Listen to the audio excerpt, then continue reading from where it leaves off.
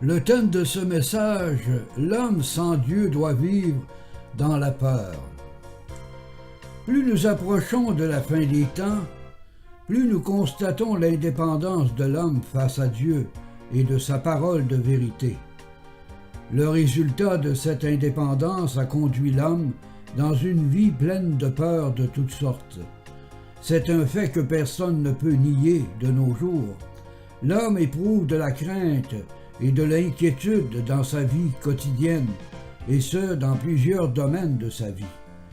Bien que l'homme soit conscient qu'il n'a aucun contrôle sur sa vie ici-bas, celui-ci refuse de se soumettre à la volonté de Dieu à son égard. Il préfère vivre sa vie comme il l'entend.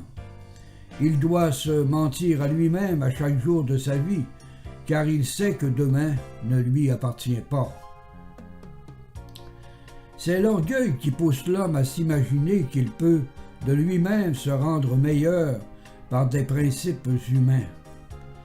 La science cherche des pistes de solutions pour régler les problèmes des hommes, mais elle a oublié le plus sérieux problème que l'homme doit faire face dans sa vie, c'est-à-dire elle a oublié le problème du péché.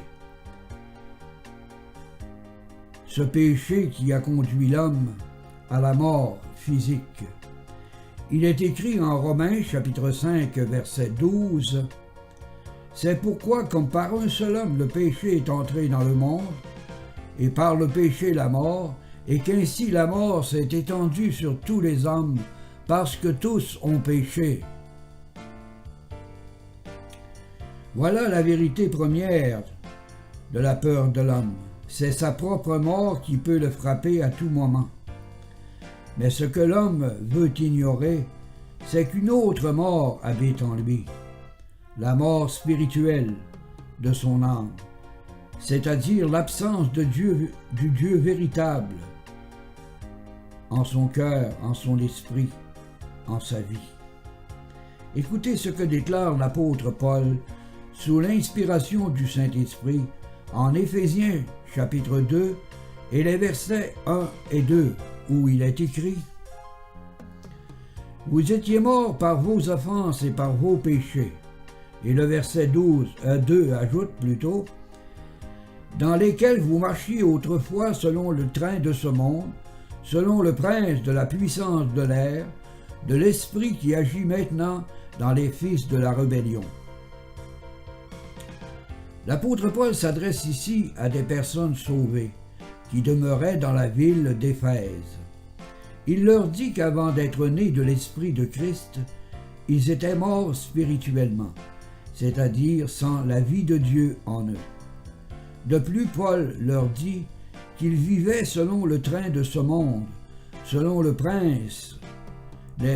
principes plutôt établis par le diable, qui sont des principes de force, d'égoïsme, d'ambition, d'indépendance, d'orgueil, de vanité, de supériorité, de cupidité, d'impureté, de violence de toutes sortes. Il est évident que le prince de ce monde n'est nul autre que le diable. D'ailleurs, l'apôtre Jean déclare ce fait dans sa première épître de Jean au chapitre 5 et le verset 19 où il est écrit « Nous savons que nous sommes de Dieu et que le monde entier est sous la puissance du malin. Il ne faut pas chercher pourquoi l'homme sans Dieu vit dans la peur. » Jésus-Christ nous révèle une grande vérité concernant les élus de Dieu et ceux qui vivent dans le chemin de la perdition éternelle.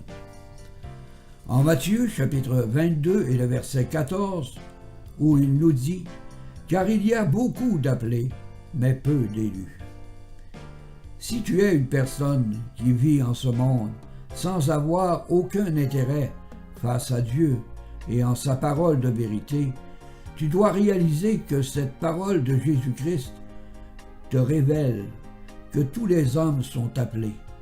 Donc toi aussi qui écoutes ce message, tu es appelé à vivre une vie nouvelle en l'esprit de Jésus-Christ. Peut-être fais-tu partie du peu d'élus que Dieu a prédestinés à vivre éternellement en présence de sa gloire.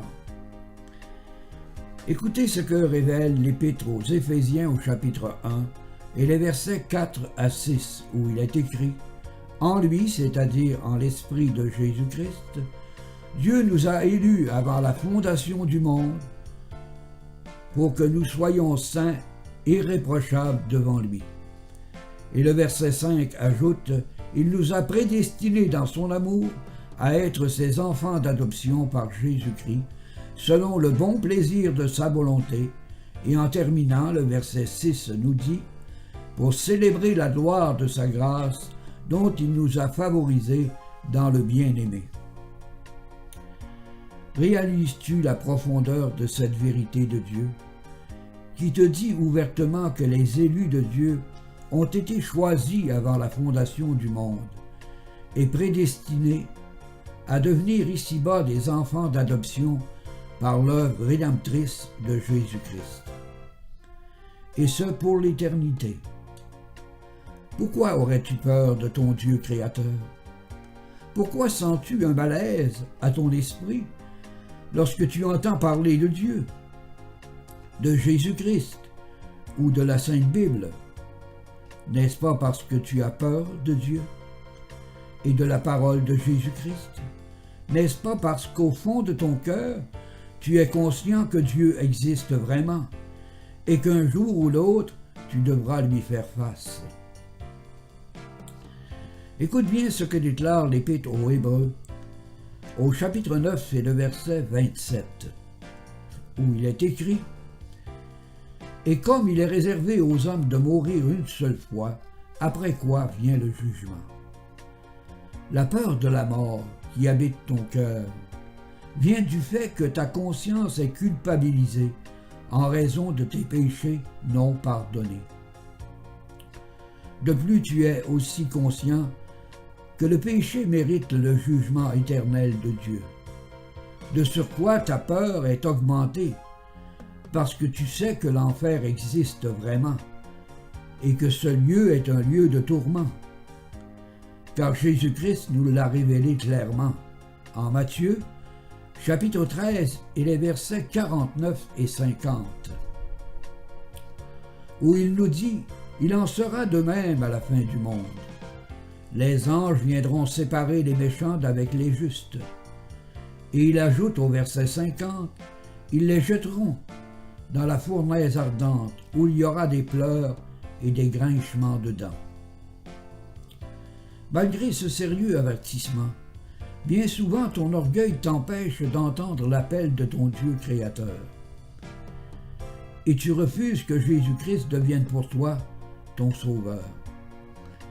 Écoute ce que révèle l'Épître de Jacques au chapitre 4 et les versets 6 à 8, où il est écrit « Il accorde au contraire une grâce plus excellente. C'est pourquoi l'Écriture dit « Dieu résiste aux orgueilleux, mais il fait grâce aux humbles. » Et le verset 7 ajoute « Soumettez-vous donc à Dieu, résistez au diable, et il fuira loin de vous. » Et en terminant, le verset 8 nous dit « Approchez-vous de Dieu, et il s'approchera de vous. Nettoyez vos mains, pécheurs, purifiez vos cœurs, hommes irrésolus. » Il est évident que l'orgueil de l'homme vient du fait qu'il désire contrôler sa vie, comme il l'entend. Il ne veut pas se soumettre à la volonté de Dieu à son égard, et le résultat de son indépendance face à Dieu est une preuve évidente de sa perdition. Bien souvent, l'homme orgueilleux, pour calmer sa conscience souillée par ses péchés, cache sa méchanceté sous le couvercle de la religion traditionnelle. Pourtant, dans les Saintes Écritures, jamais une religion a reçu de Dieu le pouvoir de faire d'un homme un enfant de Dieu. Écoutez ce que déclare le Seigneur dans l'Évangile de Jean au chapitre 14 et le verset 6, où il est écrit « Jésus lui dit « Je suis le chemin, la vérité et la vie. Nul ne vient au Père que par moi. Comme tu le vois dans ce passage, le chemin n'est pas une religion traditionnelle. La vérité n'est pas dans les dogmes et les faux commandements d'hommes de ta supposée Église. De surcroît, la vie éternelle n'est pas en toi, parce que tu as été baptisé jeune bébé naissant. De fait, Jésus-Christ n'est pas une religion, ni une dénomination, ni une organisation religieuse du christianisme actuel. Mais il est le seul chemin, et sa parole est la seule vérité, et la vie éternelle ne se trouve qu'en lui seul, par son esprit de grâce. Ta religion traditionnelle n'a pas fait que t'enfoncer davantage dans la peur de la mort, car tu sais par ta conscience que tu ne connais pas vraiment Dieu. De plus, la lourdeur de tes péchés non pardonnés ne font que s'accumuler à ton esprit plus tu avances en âge, et la peur de la mort est de plus en plus présente à ton esprit, parce que l'esprit de la grâce de Christ n'est pas en toi. Écoutez ce que dit l'apôtre Paul sous l'inspiration du Saint-Esprit au sujet de la mort en Philippiens chapitre 1 et le verset 21, où il est écrit « Car Christ est ma vie et la mort m'est un gain. » Tu dois comprendre que ceux et celles qui sont nés de l'Esprit de Christ n'ont plus aucune peur concernant leur mort physique, car l'Esprit éternel de Dieu habite leur propre esprit. Et ils savent qu'ils sont des enfants de Dieu pour l'éternité. Il est écrit en Romains chapitre 8 et verset 6, « L'Esprit lui-même, c'est-à-dire Dieu lui-même, rend témoignage à notre esprit que nous sommes enfants de Dieu. » La crainte et la peur de la mort et de Dieu vient du fait que tu ne connais pas l'Esprit de Jésus-Christ, qui est le seul qui peut te donner l'assurance de la vie éternelle et que tes péchés sont lavés dans son sang précieux. Écoute bien ce que dit l'Épître aux Romains au chapitre 8 et les versets 1 et 2, où il est écrit « Il n'y a donc maintenant aucune condamnation pour ceux qui sont en Jésus-Christ. » Et le verset 2 nous dit « En effet, la loi de l'esprit de vie en Jésus-Christ m'a affranchi de la loi du péché et de la mort. » La parole de Dieu est très claire et précise. Il n'y a aucune condamnation pour ceux qui sont en Jésus-Christ. La peur que tu as face à la mort vient du fait que la loi qui vient de Dieu a le pouvoir de te condamner. La loi du péché, c'est la transgression de la volonté de Dieu à l'égard de tous les hommes. Tout ce que Dieu demande au travers de sa parole doit être respecté par l'être humain. Mais un seul a obéi aux ordonnances de la loi divine. C'est notre Seigneur Jésus-Christ, qui est venu accomplir cette loi pour tous ses rachetés. Écoutez ce que déclare la première épître de Jean au chapitre 3 et le verset 4 où il est écrit « Quiconque pratique le péché transgresse la loi. Et le péché est la transgression de la loi. » Tous les hommes ont transgressé la loi du péché. Il fallait donc que celui qui était sans péché, Jésus-Christ, vienne l'accomplir pour ceux et celles qui croiraient en sa grande rédemption parfaite. Il est écrit en Romains, chapitre 10 et le verset 4, « Car Christ est la fin de la loi pour la justification de tous ceux qui croient. » Ceux et celles qui sont nés de l'Esprit de Christ ont l'assurance que tous leurs péchés sont pardonnés et que la puissance de la loi n'a plus aucun pouvoir de condamnation sur les enfants d'adoption de Dieu. Il est écrit en Romains, chapitre 6, verset 14, « Car le péché n'aura point de pouvoir sur vous, puisque vous êtes non sous la loi, mais sous la grâce. Tu dois réaliser que la peur de la mort et la crainte de Dieu qui habite ton cœur est une preuve certaine que tu n'es pas sauvé. Parce que la grâce de l'esprit de vie en Jésus-Christ n'est pas en ton esprit. C'est un fait discutable. Tant que l'homme n'est pas sauvé par la grâce sanctifiante du Saint-Esprit, il est incapable de se débarrasser de ses nombreuses peurs attachées à sa conscience. C'est ce que la Bible appelle les ténèbres du péché. Les ténèbres du péché, c'est l'absence de la lumière de la vie, qui ne se trouve qu'en Jésus-Christ. Dans cette absence, l'homme ne peut calmer sa conscience tourmentée par la culpabilité de ses propres péchés, et sa culpabilité le conduit dans ses nombreuses peurs. La peur de Dieu, la peur de la mort, la peur de la maladie, la peur de la souffrance, la peur de la mort soudaine, la peur d'avoir un cancer, la peur de manquer d'argent, la peur de ne pas réussir sa vie, la peur de ne pas atteindre ses objectifs, la peur de ne pas être aimé, la peur de vieillir, la peur de perdre ses moyens, la peur de devenir handicapé, la peur de la solitude. Bref, la vie de l'homme sans Dieu n'est que peur et crainte de toutes sortes, n'ayant personne à qui se confier.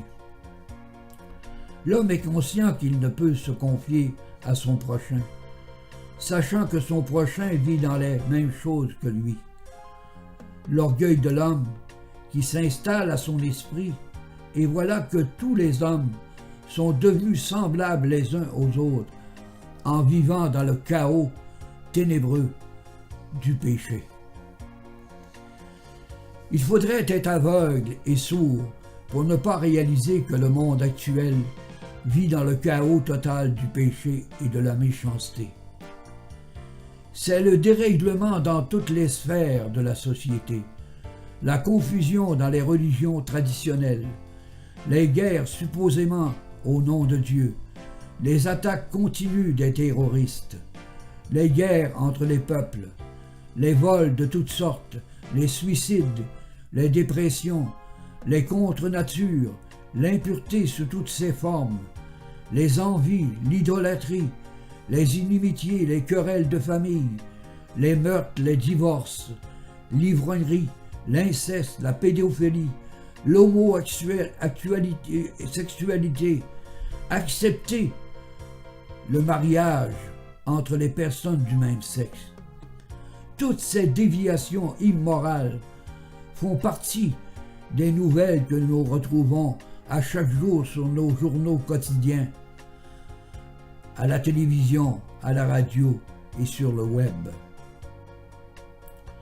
Bref, c'est le péché qui conduit l'homme dans lequel nous vivons présentement, dans une vie désordonnée.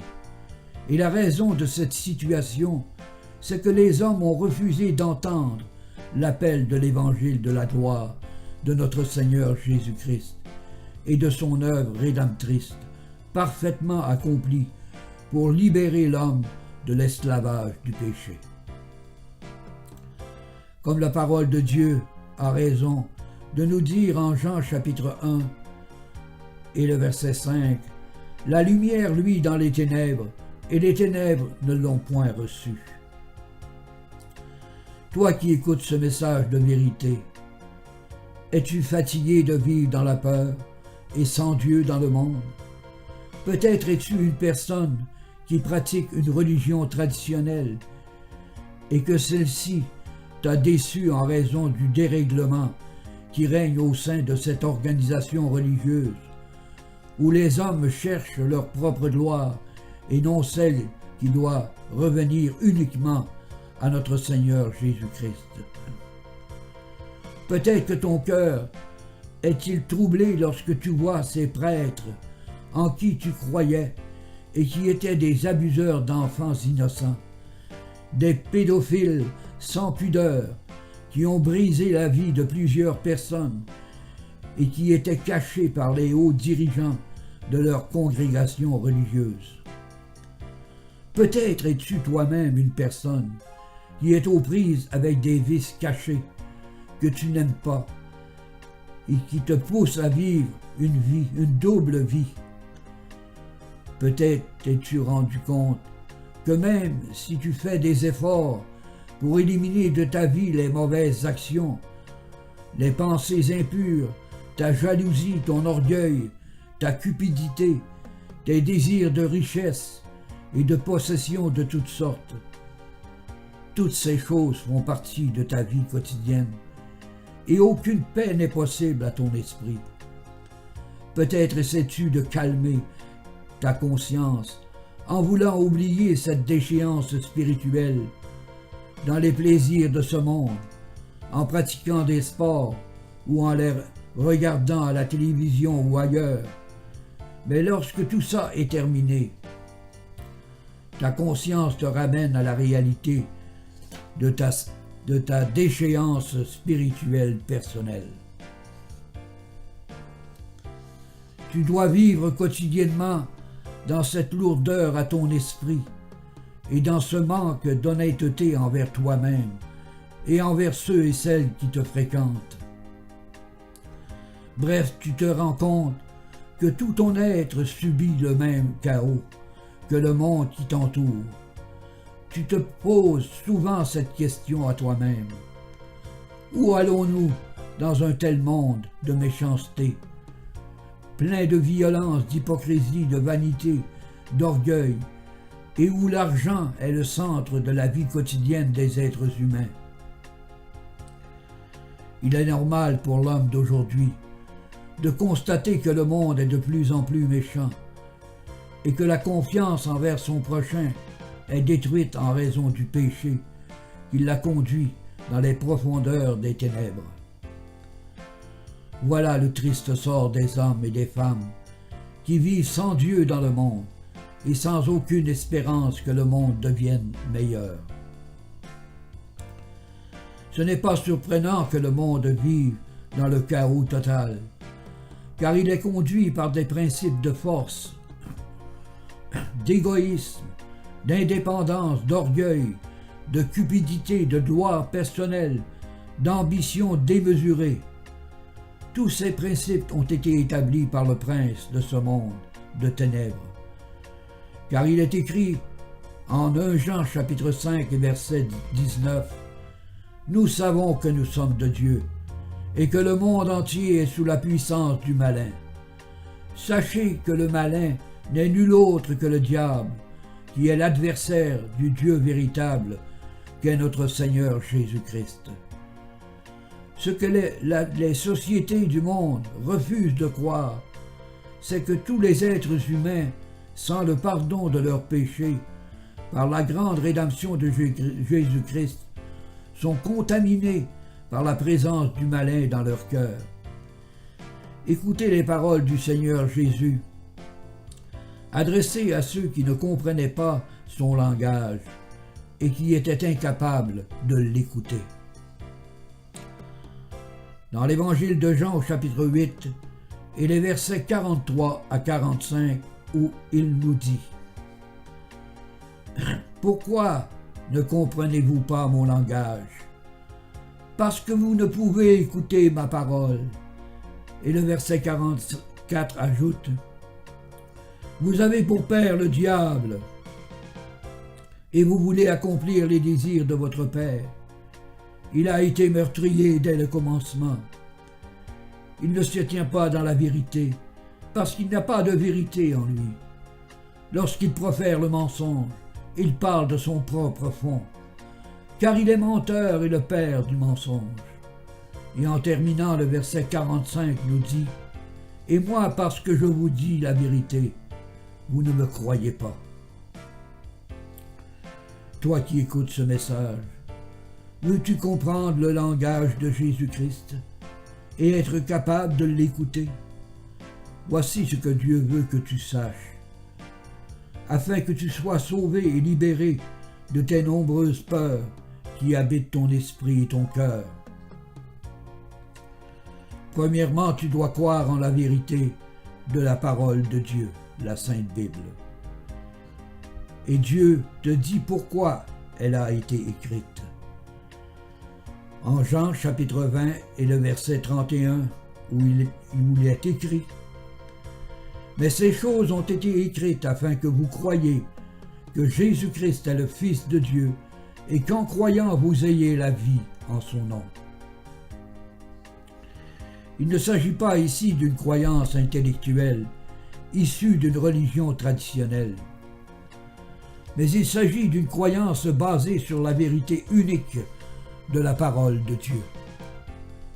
La majorité des personnes qui se disent chrétiennes croient en l'existence d'un Dieu suprême et que Jésus-Christ a vraiment été crucifié sur une croix il y a 2000 ans. Toutes les religions du supposé christianisme actuel confessent ces deux faits. C'est ce qu'on appelle la religiosité intellectuelle et traditionnelle. Et ce genre de croyance n'a jamais sauvé personne de la perdition éternelle.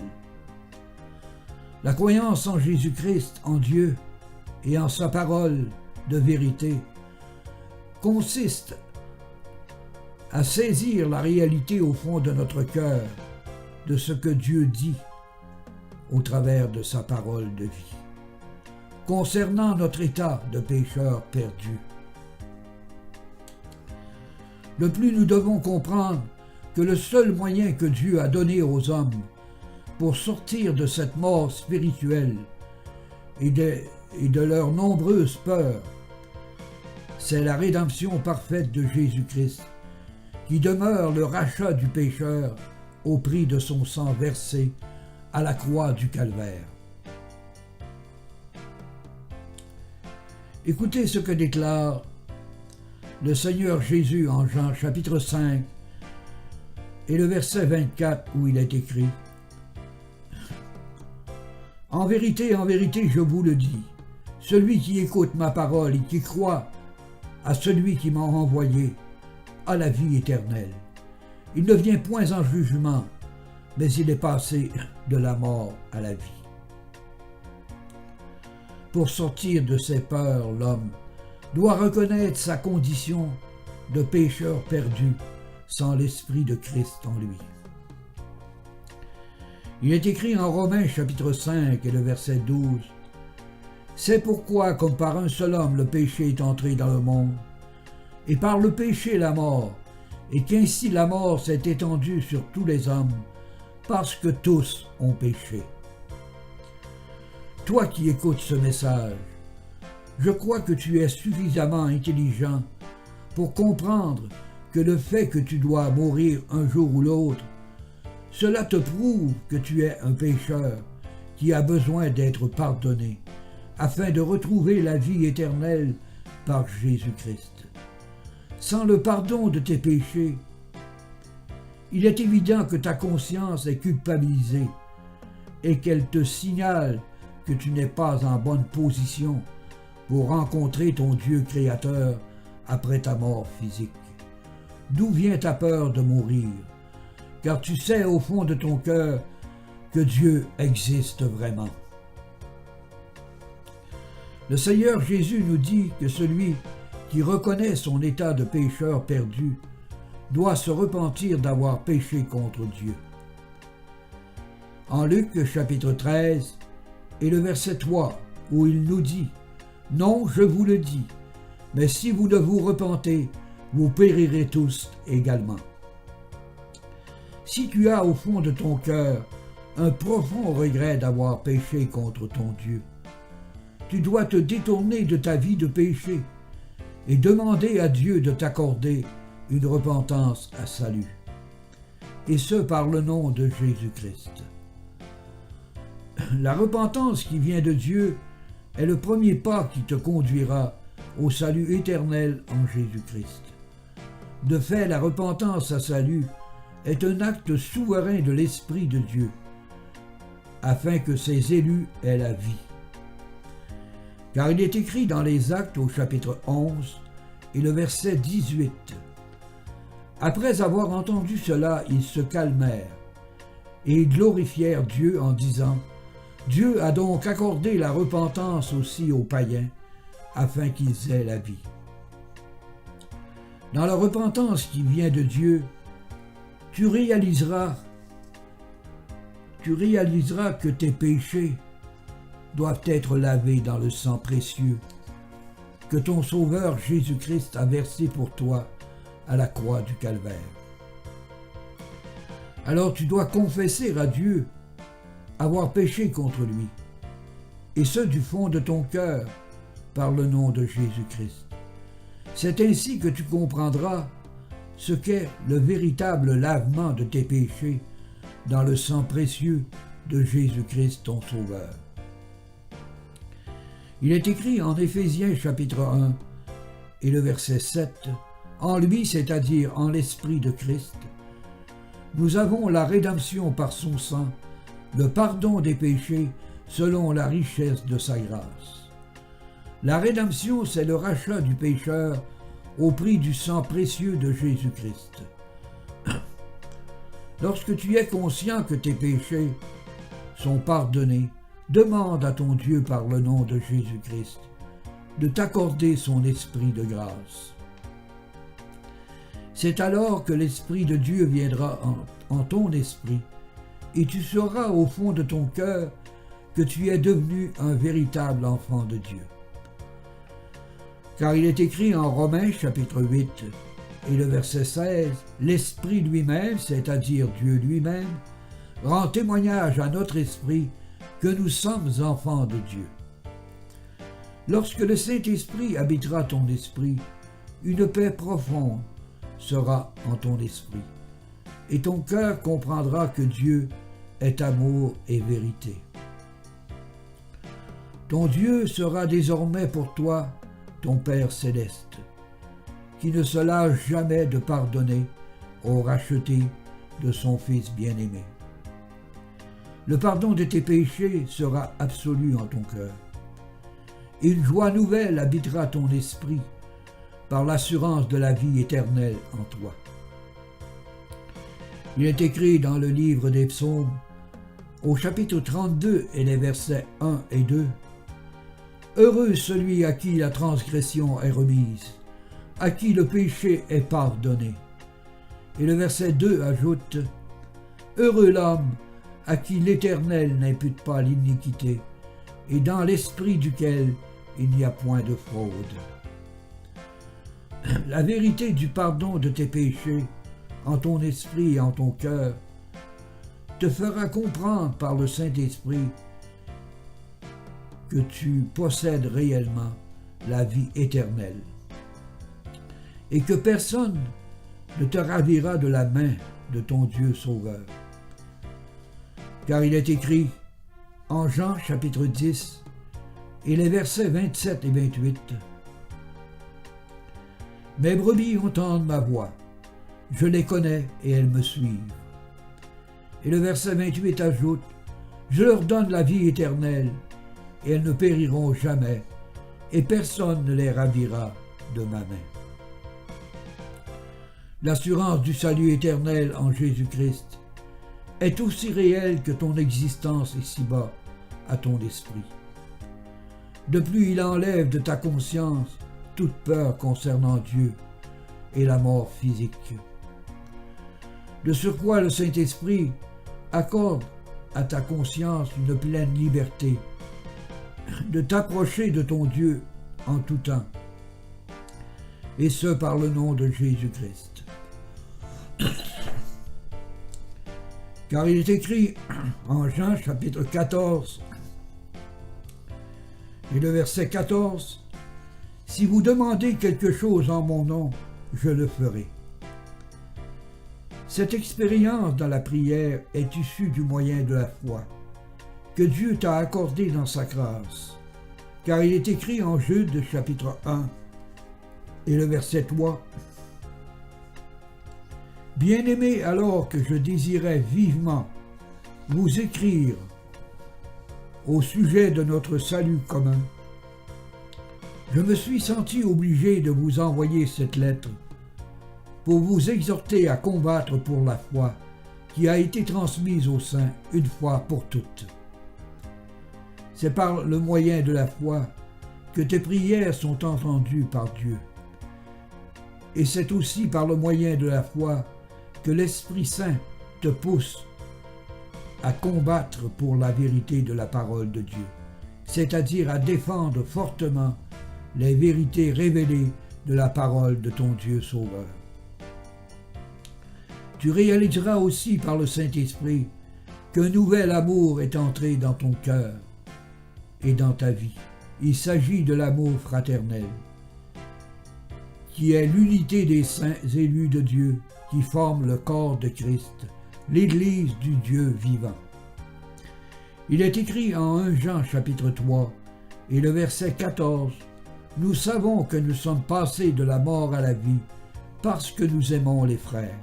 Celui qui n'aime pas demeure dans la mort. » Dans l'amour fraternel, tu réaliseras que toi et tes frères et tes sœurs en Jésus-Christ, vous avez un même désir, celui de confesser votre foi et votre salut en Jésus-Christ, et d'annoncer l'évangile de la gloire de Dieu à votre prochain. Il est écrit en 2 Corinthiens, chapitre 4 et le verset 13, « Et comme nous avons le même esprit de foi qui est exprimé dans cette parole de l'Écriture, j'ai cru, c'est pourquoi j'ai parlé. Nous aussi, nous croyons, et c'est pour cela que nous parlons. » La confession verbale du croyant né de l'Esprit de la grâce et son désir d'annoncer l'Évangile fait partie intégrante de la vie de celui qui est vraiment devenu un enfant de Dieu pour l'éternité et pour la gloire à venir. L'enfant de Dieu né de l'Esprit de la grâce vit dans une espérance nouvelle, c'est-à-dire celle du retour de Christ pour venir chercher les siens. Car il est écrit en Romains chapitre 5 verset 5, « Or l'espérance ne trompe point, parce que l'amour de Dieu est répandu dans nos cœurs par le Saint-Esprit qui nous a été donné. » Comme vous l'avez vu dans ce message de vérité, la peur n'est pas dans le cœur de l'enfant de Dieu, né de l'Esprit de vérité et de vie. La présence de l'Esprit de Christ en l'Esprit de l'élu de Dieu lui donne une assurance inébranlable que rien ne pourra le séparer de l'Esprit de vie en Jésus-Christ. Écoutez les paroles de l'apôtre Paul, écrites sous l'inspiration du Saint-Esprit, en Romains chapitre 8 et les versets 38 et 39. « Car j'ai l'assurance que ni la mort, ni la vie, ni les anges, ni les dominations, ni les choses présentes, ni les choses à venir. » Et le verset 39 ajoute, « Ni les puissances, ni les hauteurs, ni la profondeur, ni aucune créature ne pourra nous séparer de l'amour de Dieu manifesté en Jésus-Christ. »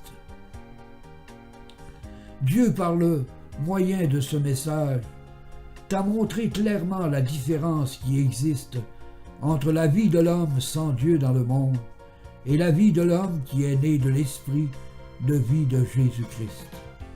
Si par ce message, tu te sens attiré vers Jésus-Christ, sache que c'est ton Père céleste qui t'appelle à vivre une vie nouvelle en son Fils bien-aimé Jésus-Christ.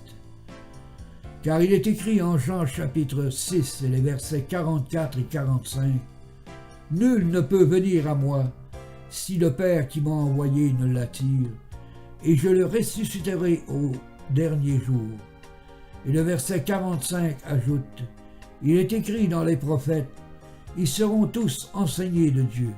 Ainsi quiconque a entendu le Père et a reçu son enseignement vient à moi. » Toi qui as écouté ce message, tiré de la parole de Dieu, tu dois réaliser que c'est ton Père qui a voulu que tu sois enseigné dans la vérité par ce message.